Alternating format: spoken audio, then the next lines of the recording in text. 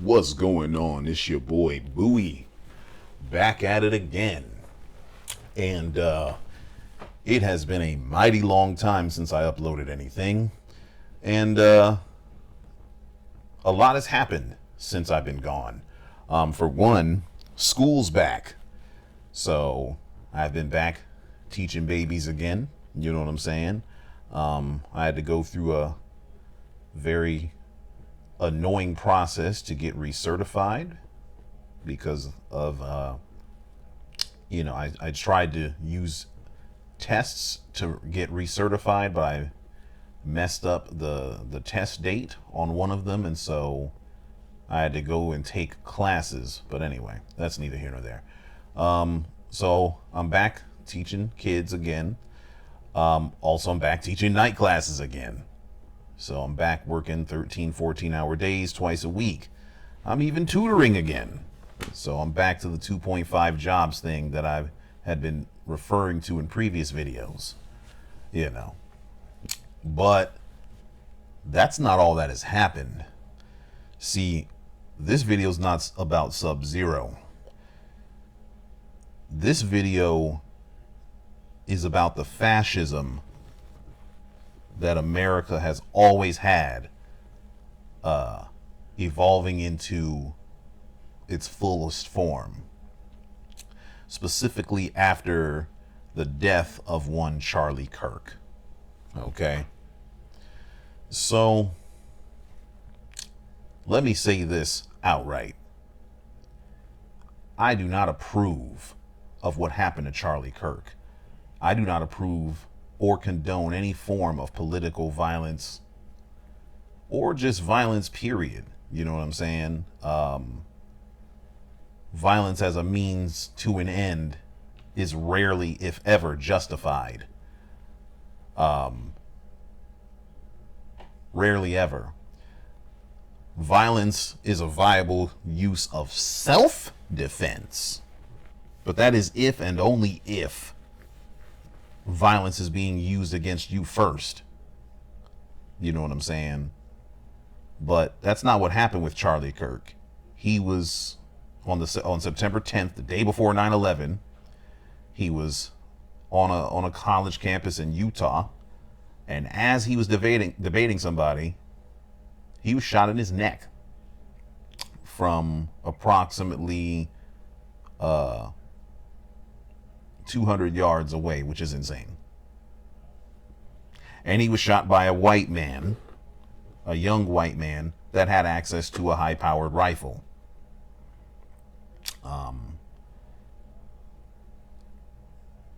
Before we had any information, Donald Trump and the Republican Party had preemptively decided that the person that did this was a leftist and targeted the radical left and used his bully pulpit to spit very dangerous, violent, and harmful rhetoric about left-wing people being at war with MAGA, which that's not true.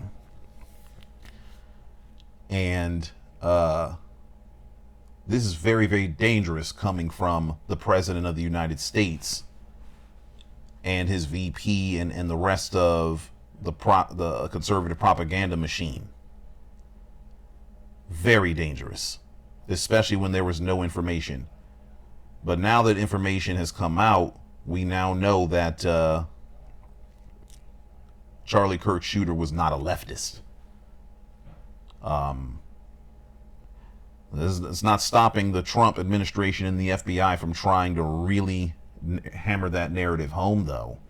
They're really trying anything they can to pin this on leftism.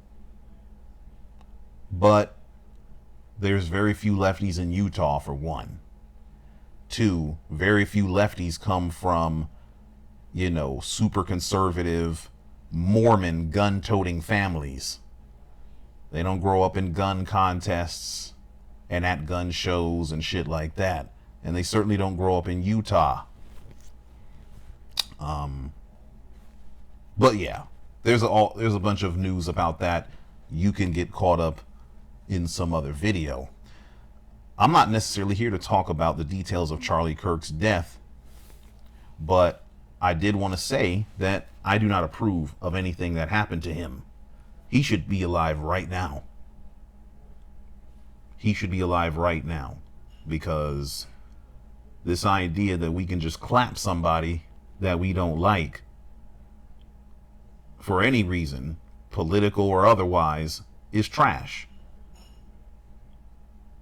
And I've always advocated for common sense gun reform laws, and it's apparent now that we need them more than we ever did, because the literal same day that Charlie Kirk was killed, there was a school shooting in Colorado. And the shooter in that instance was also highly influenced by far-right rhetoric. Another young white male. Okay. So he should still be alive. Charlie Kirk should. And so should the children that got shot up in the school shooting. So should the kids that lost their lives at Sandy Hook Elementary. The ones that lost their lives at Uvalde. The ones that lost their lives in Parkland. The people that lost their lives in the Pulse nightclub shooting. The people that lost their lives in the Top shooting in Buffalo. The people that were killed by Dylan Roof, that were targeted because they were black, they should be alive as well. We have a gun problem. But even alongside with that, parallel to that, we have a far right-wing rhetoric problem, where they regularly make violent threats and use violent gun-driven rhetoric, and they frame people that are on the left and everyone that's not with them as literal enemies. We are enemies to them, political enemies. And what is very clear to anyone that had been paying attention was that in the case of Charlie Kirk, these were right-wing chickens coming home to roost. Again, I do not condone what happened to him, but let's be very clear about what Charlie Kirk and who Charlie Kirk was. Charlie Kirk was a racist. Charlie Kirk was a bigot. Charlie Kirk was a homophobe. He was a transphobe. He was a misogynist. He was a Nazi. Okay? And this is not my opinion. This is something that I can substantiate with Charlie Kirk's own words. Peep this. So here's a video from Rebecca Watson. She has really good nuanced takes on all things science and politics. And she really laid out exactly who Charlie Kirk was. What she did was she took his own quotes and put them in context, and she labeled what they were. So if you look, she has things on white supremacy, quotes of his, misogyny, homophobia. Let me just do this. White supremacist, misogyny, all that stuff. Right? And I do recommend that you check this out. Violence towards ideological enemies. This is not just a Charlie Kirk thing. This is a right-wing Republican thing ever since Trump. Okay? Trump himself has advocated for violence, supporting an act of genocide. Okay? He even put professors on a watch list. Now, I'm just going to play some of this. I don't know if y'all can hear. I'm going to turn this shit up. Also, I'm going to hit this.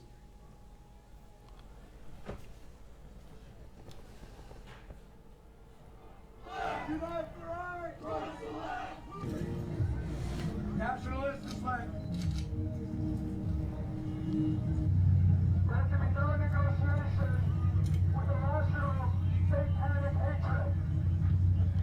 That was... Because he proclaimed that Christ is King. So this is their violent rhetoric, right?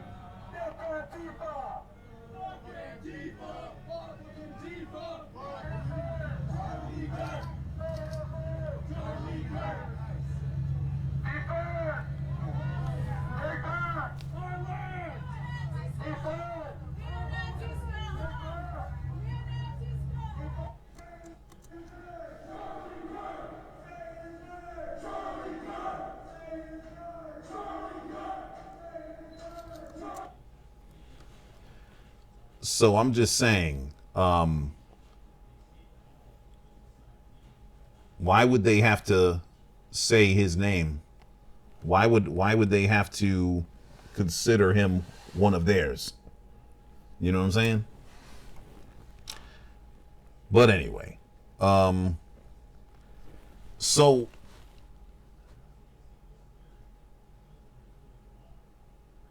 people who identify as Nazis considered him to be one of their own.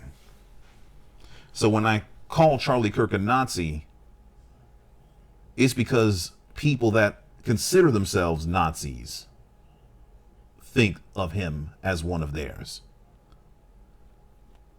Okay? I'm not trying to slander the man. It's literally a matter of labeling. Just like Donald Trump is a Republican, just like Bernie Sanders is a Democrat, Charlie Kirk is a Nazi. And that's according to other Nazis. Okay? But apparently he wasn't enough of a Nazi because the man that killed him, Tyler Robinson, apparently was a member of this online group of super far right, violent, far right figures known as the Groypers.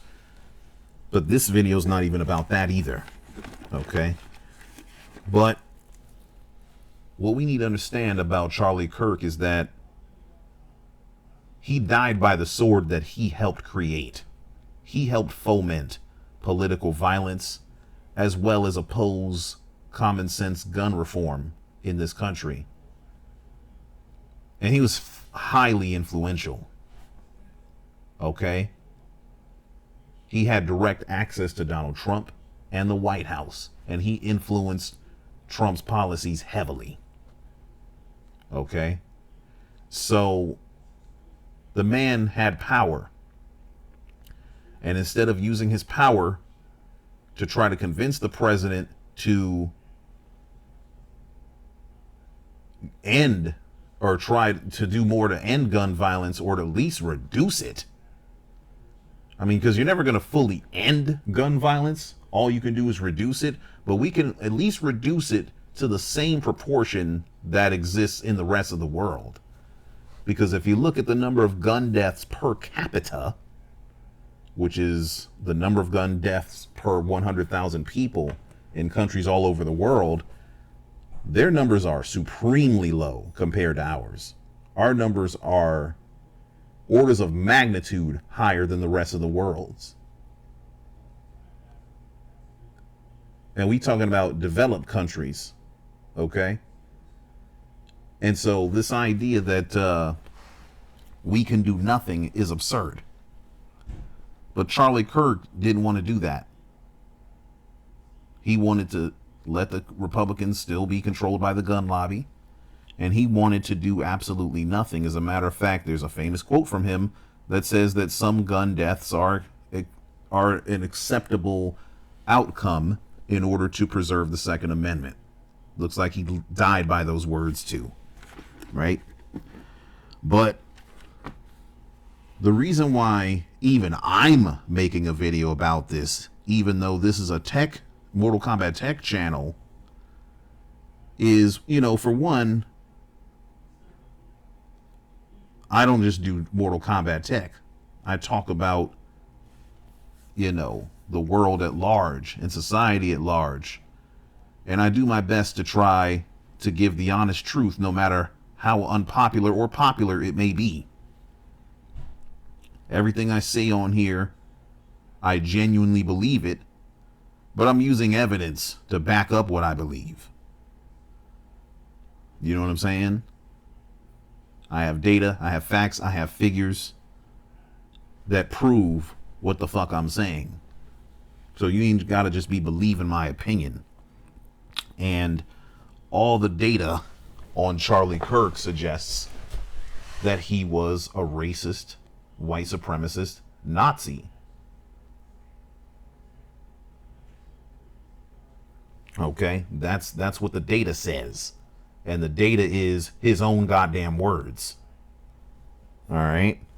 But another reason I'm making this video is because this is one of the first times as a society where we're seeing someone who was a virulent troglodyte in real life be lionized in death. Okay? Because typically what happens is when we hear about people that died and allegedly did great things, you know, the Abraham Lincolns, the Lyndon B. Johnsons, the, you know, the famous heroes of American folklore. Most of us, none of us were around to witness the man's deeds in full. We didn't see who this person was. There was no social media to capture the essence of what was important to them. But with Charlie Kirk, it's different. He's well documented. I knew of Charlie Kirk well before he died. You know, he was among a pantheon of right-wing content creators and propagandists that, in my opinion, help make this country a worse place to live for everyone that's not white. And even people that are white are worse off in this country because of these people. Because white people are losing their health care and Medicare and getting higher taxes too, particularly if you're poor. We're all suffering because of these people, not just people of color. But my point is that he was among a cadre of them, right? And I was well aware of who he was.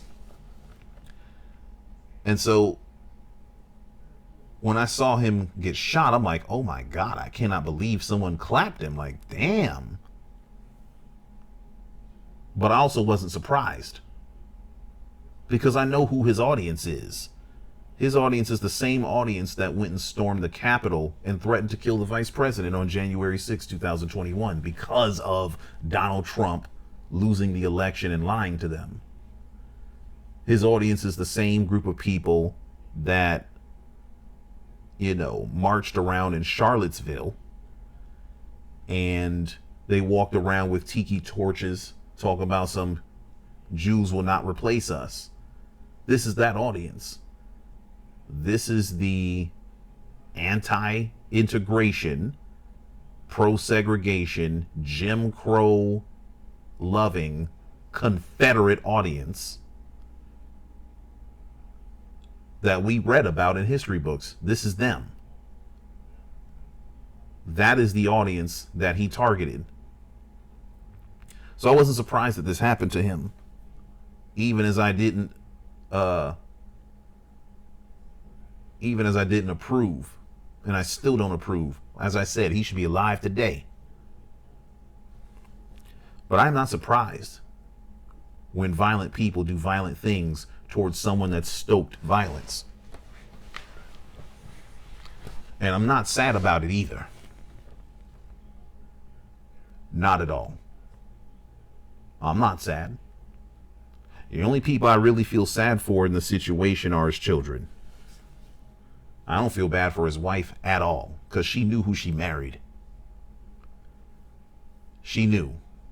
And it's quite telling that Candace Owens seems to be more gung-ho about figuring out what happened to Charlie Kirk than his own wife is. She's like, she's got to go fund me. She's like trying to propel her own career and shit like that, using Charlie Kirk as a prop.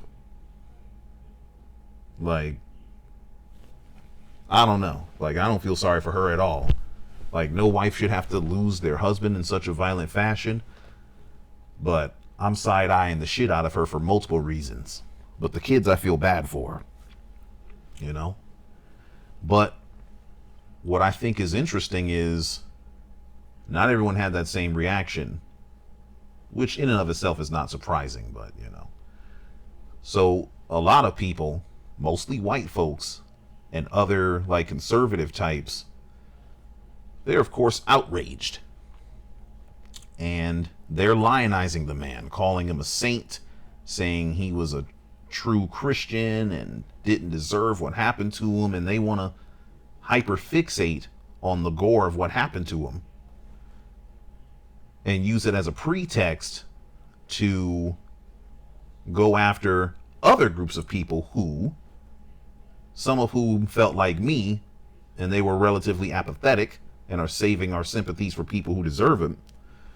And then they're also going after people who are happy that Charlie Kirk is gone.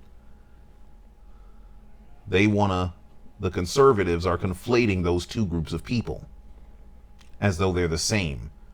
If you had something critical to say, or if you're not sad that he's gone, effectively what they're saying is, oh, you're cheering for his death. And I'm like, y'all know that's not the same thing. And if you don't know that it's not the same thing, you just have bad reading comprehension. You're just slow. Like, you're literally slow. Especially since virtually everyone has said the man never deserved that shit. Nobody does. So how can we sit there and say no one deserves it and then turn around and then cheer that he died? Like, no. That don't even go together. But, you know, the reality of the situation is, you don't get to determine how people feel. I can't stop people from considering that man a hero. I can look at them sideways, but I certainly can't stop them. I can criticize them. I can fact check them and proclaim that, nah, Charlie Kirk actually was a racist. His views actually were terrible, for real. I can do all that. But I damn sure can't stop them from feeling how they feel. So if it works in that direction, it works in the opposite direction also. People that like the boy can't stop other people from cheering. Because we have a such thing called the First Amendment. And that First Amendment says that we can criticize the government and we can say what we want to say as long as we're not inciting violence, hate speech, etc. And we can do so without fear of repercussions. We're not going after marginalized people. We're not advocating for violence, hatred, or death against anyone.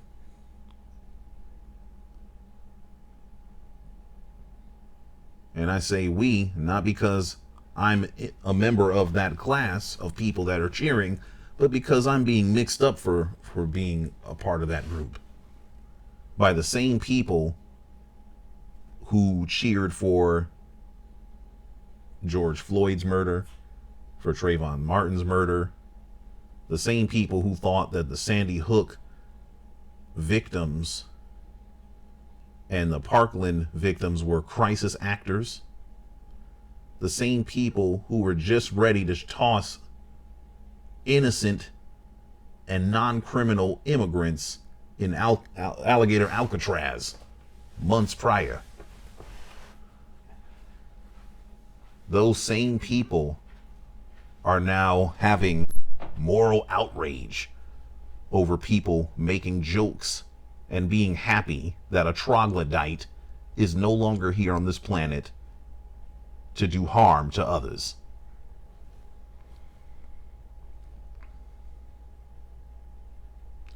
Now, let me say this. Some of you in them comments, or some of you watching, might be tempted to tell me, no matter what, he shouldn't have died like that. And it's disgusting for people to be happy that a man died.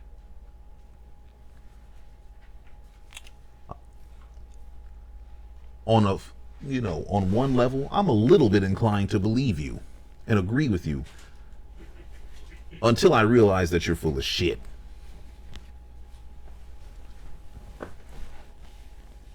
You and people like you cheer for folks' death all the time. You're just selective about who you're happy died and who you're not happy that died.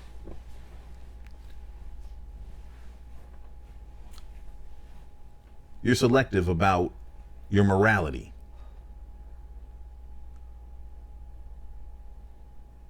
You don't give a damn that Palestinians died. You don't give a damn that, Muslims in various Arab countries in the Middle East have died as a result of American drone strikes, because they're terrorists anyway. Who gives a fuck, right?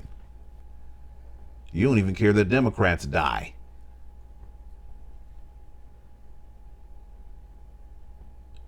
When innocent black men get killed at the hands of the police, you don't get no fuck. You would cheer the death. You would make all kinds of jokes and make light of the situation. You don't care. So you can spare me. You can spare me the morality lecture because you're not in a position to give it. Again, like I said, I'm not cheering for nobody's death, but I'm certainly not about to police the people that are.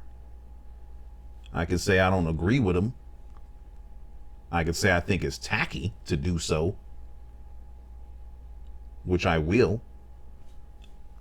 But I'm also say that they have the right to feel how they feel.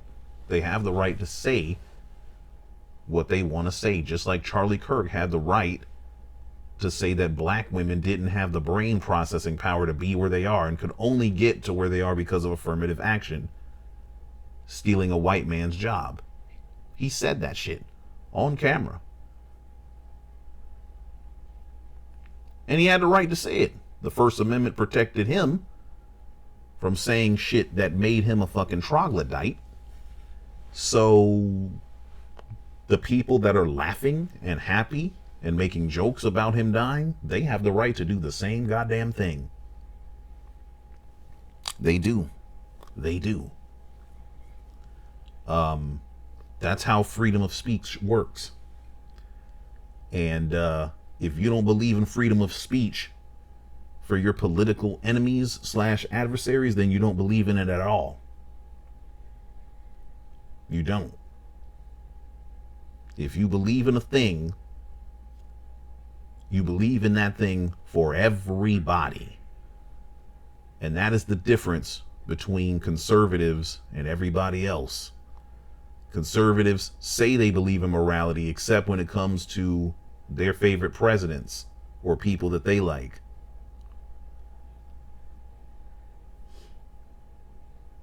They say they believe that America was a Christian nation, except when it's time to actually do Christian things, like feeding the poor, letting strangers into your land, taking care of women and children without, wondering whether they deserve it or not. When it's actually time to do the things that would make this place a Christian nation, they don't believe in Christianity no more. You know what I'm saying? They claim they don't believe in political violence, and they say it's wrong, except when they're at Trump rallies. When Trump himself is encouraging people to punch protesters and assuring them that he'll pay for their legal fees.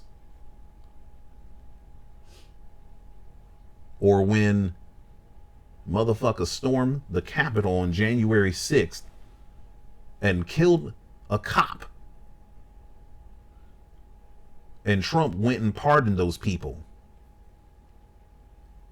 And they threatened to kill the vice president. They threatened to kill any Democrat that they ran up on. See, y'all, conservatives, that's the thing that I've recognized about them, is that they actually don't believe in anything. They actually don't believe in anything except that which furthers what they want, themselves, their desires, their wishes. Anything that gives them control, that's what they believe in. And they're willing to abandon it at any time in order to believe in the next thing that will give them control. That's what all of this is about. Control. See, it's not just that they want to take America back. They want things to be the way that they were. They want to control. They want to control reality itself. They want to control reality because they don't like what it is turned into. America's getting more brown, is getting more diverse. Gay and trans people are more visible, and they don't like none of that shit. So they want to take control and bend reality itself to fit their whims and their will. And so anything that will help them do that is what they believe in at that particular time.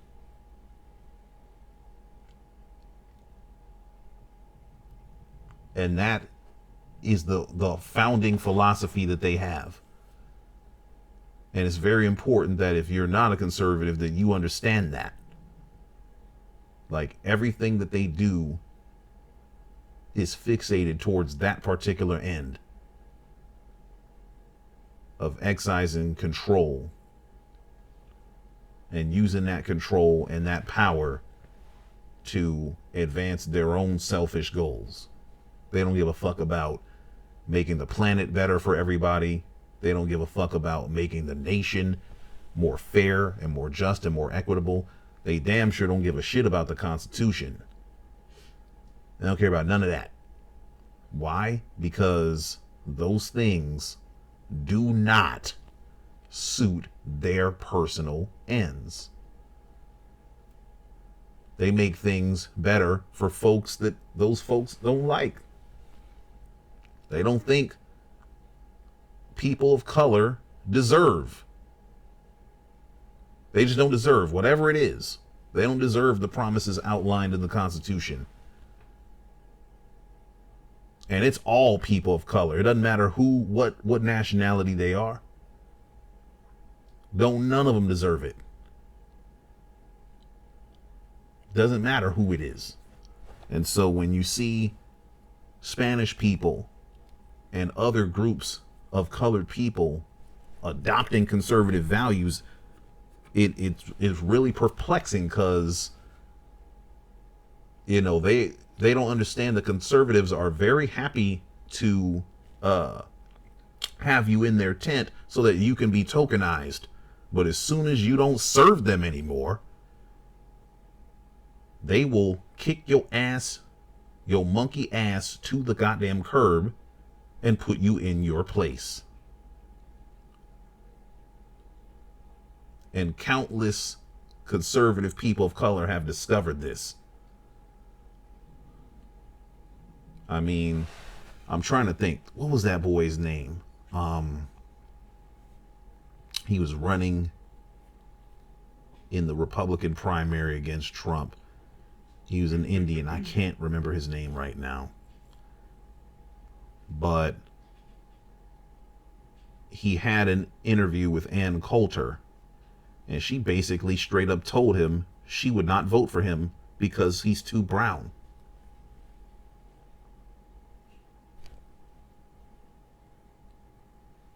Like, the fuck? But he's a conservative like you. He has your values. Why you wouldn't vote for him? Because it doesn't interest them to have people of color in charge. They want to be in charge. That doesn't fit their reality. That doesn't fit the reality of the world that they want to see. They want to see white people in control of everything.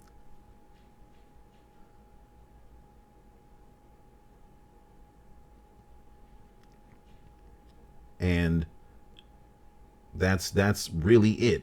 And it doesn't matter how they behave in real life, because when you meet these conservatives, they're gonna make themselves sound like the nicest people you ever met. They're gonna be so kind, and they're gonna be so Christian. They're gonna be puppies and, you know, cupcakes and butterflies. Like, you're gonna think they're the sweetest thing ever since diabetes and shit, right?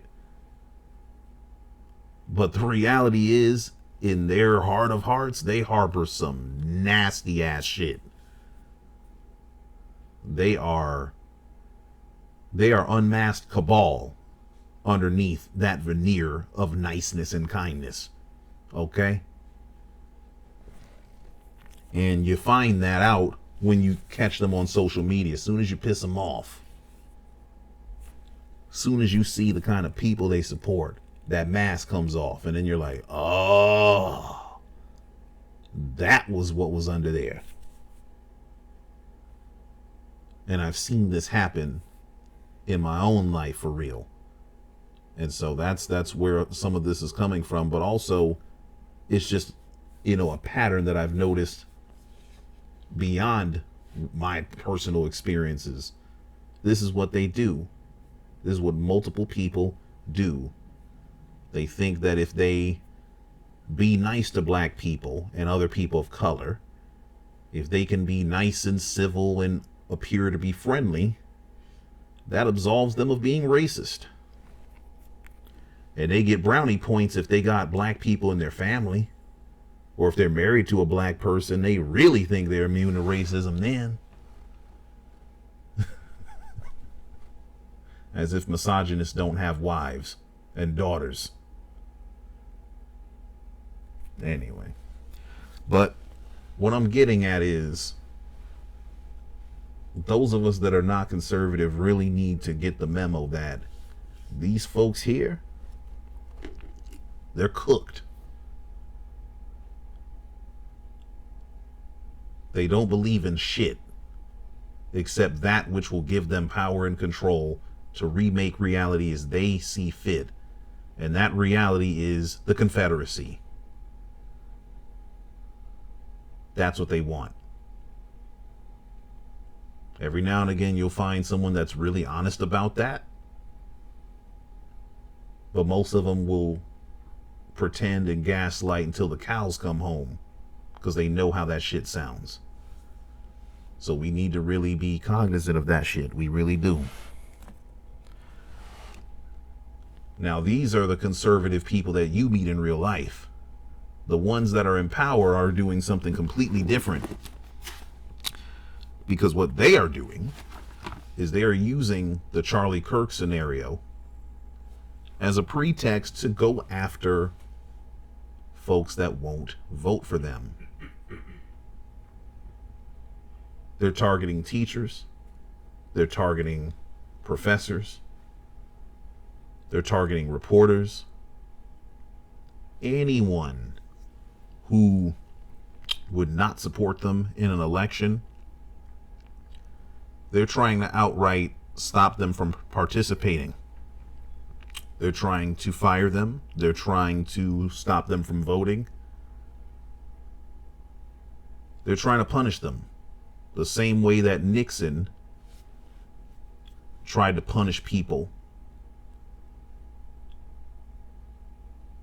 and came up with the Southern strategy in order to do it.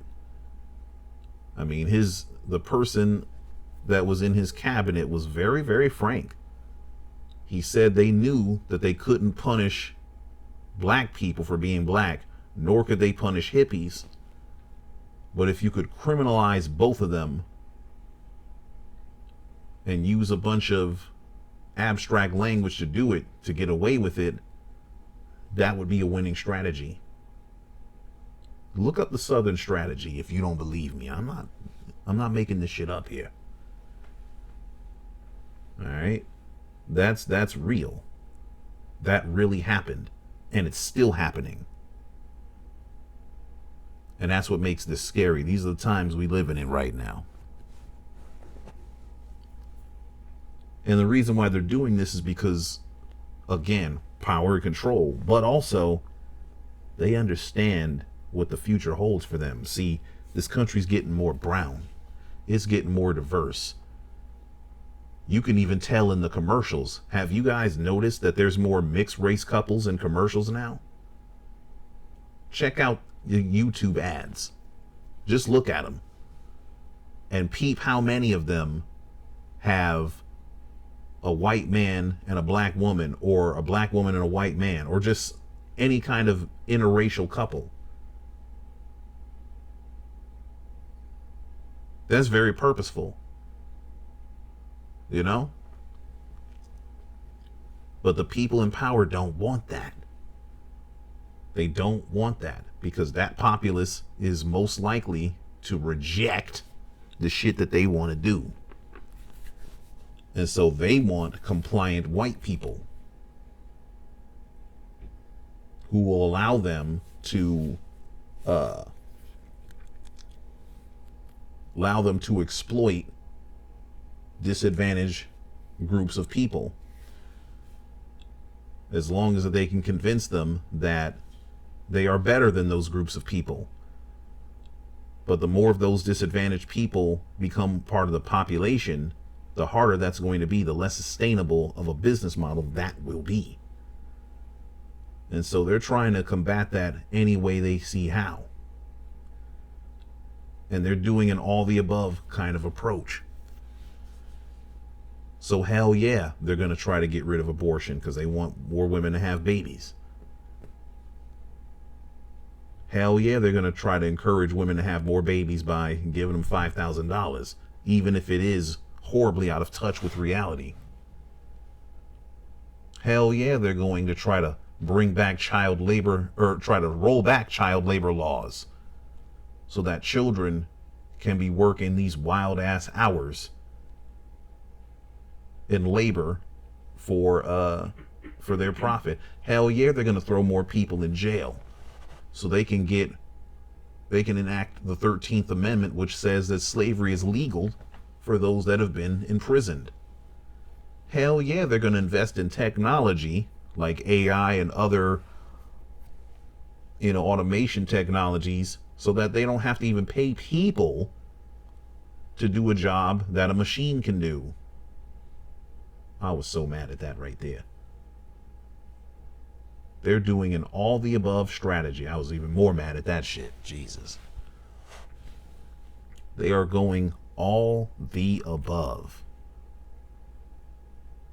because the capitalists at the very top rungs of society, they understood that slavery was a perfect economic model for them. They had people that they could make work ungodly hours. They didn't have to pay them. The law backed this shit up legally. And then they had the will of the people on their side, because the people thought so little of the slaves that they didn't give a damn what happened to them. So they could be exploited, they could be raped, they could be pillaged, they could have any and every kind of atrocity done to them, and it wouldn't matter. There'd be no revolting. And it was profitable. Slavery turned this country into the richest nation in the world, because they extracted all profit. Every bit of revenue was raw profit, because there were little costs. You didn't have to pay the workers. You didn't have to make sure they had health insurance, because once they got too sick to work, you just kill them, right? Slavery was economics more than it was social. And the capitalists understand this. They understood this back then as well. And so they know they can't get away with American chattel slavery today.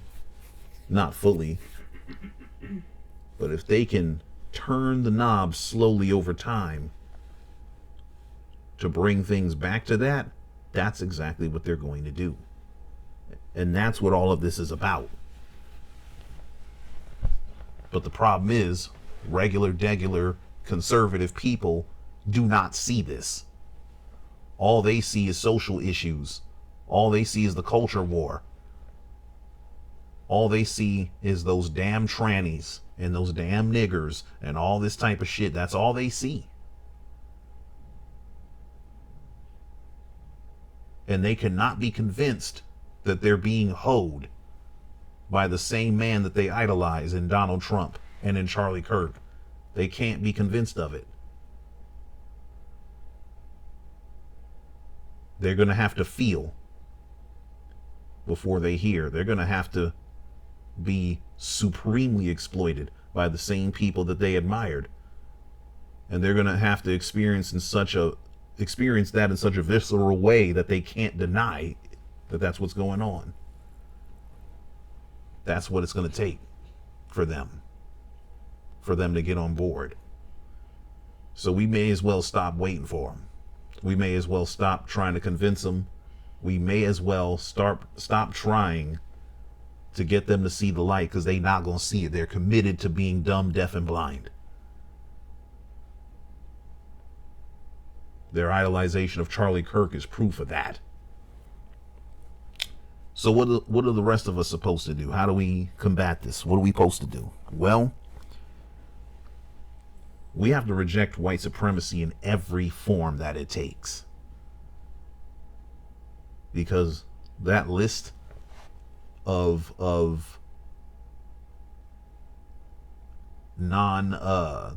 list of non-virtues that Charlie Kirk was spitting, the misogyny, the political violence, the acceptance of genocide and all that kind of stuff, all of those are just variations of white supremacy. Those are the children of the doctrine of white supremacy.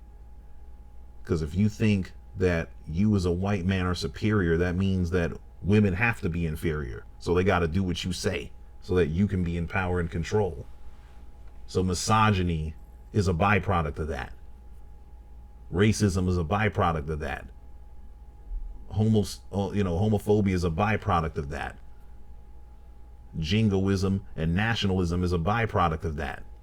All that shit is a byproduct of white supremacy. So we got to reject it.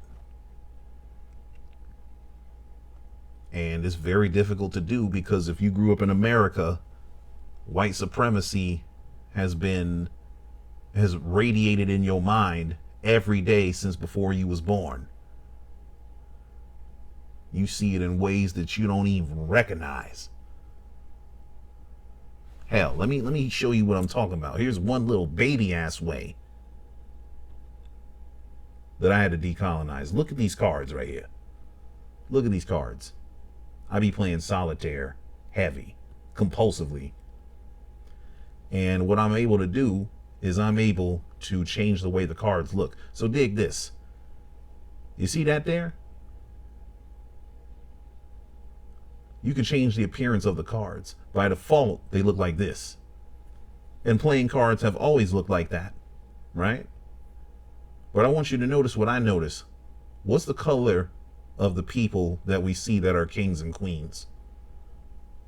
They're white. Now, yes, I get it. It's history, right? Typical monarchs that we think of were white, but we had black kings and queens too. I ain't never seen a black man as a king on any kind of deck of playing cards. Never. You'd have to go and buy cards that are like that. So what did I do? I removed their asses from my goddamn cards. Now the cards don't even show any faces whatsoever. But when you see a white man as a king and a white woman as a queen, what idea does that reinforce? It reinforces the idea that white people need to be in charge. Hell, even the order in which the game is played, where the king is on top and the queen is below her, that reinforces patriarchy in a way. But notice how subconscious that is. You know what I'm saying? Like, that's how society works. It's not overt, it's implicit, you know? And so when you recognize shit that is impacting you in an understated ass way, you fix it to the best of your ability. You first recognize it, and then you fix it. Or if someone bothers to point it out to you, you don't reject them. You don't sit there and feel triggered and feel attacked. You listen to them, and then you fix it. That's what we got to do. We have to recognize the shit when it happens. That's why I made the videos about Jade and people tripping about Jade being bald in the MK movie. That's why I made the videos about people tripping about Sector and Cyrax being women, as though it's a big deal when it really isn't. That's why I made the videos about Tanya and people being upset that Tanya looks the way that she looked, which is an intersection of a whole bunch of different things. But those offshoots of white supremacy that I was talking about all have to be rejected. And it's all of our duty to do it. Everybody. Because this shit impacts everybody. That is the only way forward. That is the way that we defeat this. Because we have the numbers. We have the demographics. All we have to do is not allow ourselves to be useful idiots for this right-wing movement, this fascist movement. The way we do that is we reject their ideals and their principles in our everyday lives. We reject them when they're overt. We reject them when they are covert. And by doing that, we will not allow ourselves to be befuddled by people like Charlie Kirk or like Donald Trump or by anybody. Hell, even Democrats like Joe Biden. Same thing.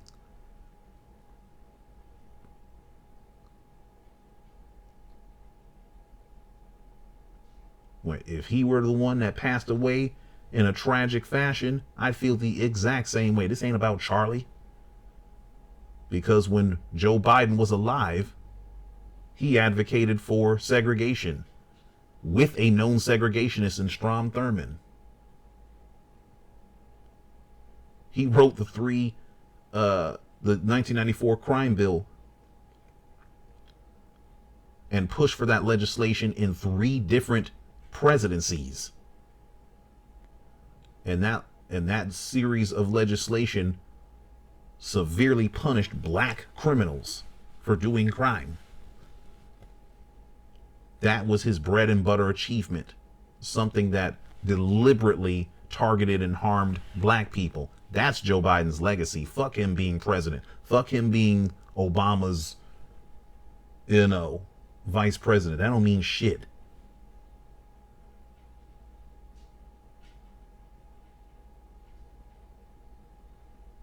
That's him trying to cover his ass. But we have to reject white supremacy in all forms, wherever it may appear, no matter who it is that is elucidating it. And it doesn't mean that we have to hate the person. It certainly doesn't mean we got to celebrate bad things happening to them or that we have to advocate for them.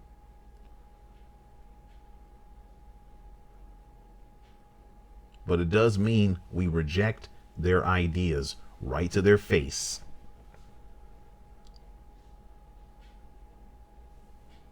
And we post it for the world to see.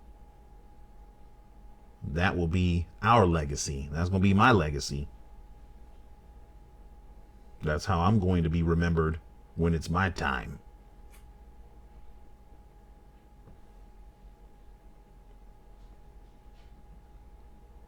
Those are the principles upon which I stand. That way, if people lionize me, I would actually deserve it. I'd actually be worthy of it. Maybe not deserve, because nobody deserves to be lionized. But I'd be at least somewhat worthy of it. You know what I'm saying? That's what we need to be doing. But this video has been lengthy. I apologize for that, but when you analyze things, it takes time. And I still love MK1. I'll be back making videos about that soon. Maybe not necessarily tech, but just other stuff. Ooh, yes. That's the perfect way to end the video. Perfect way to end the video. So yeah, appreciate y'all for rocking with me for this long. Let me know how you feel in the comments. Stay froze.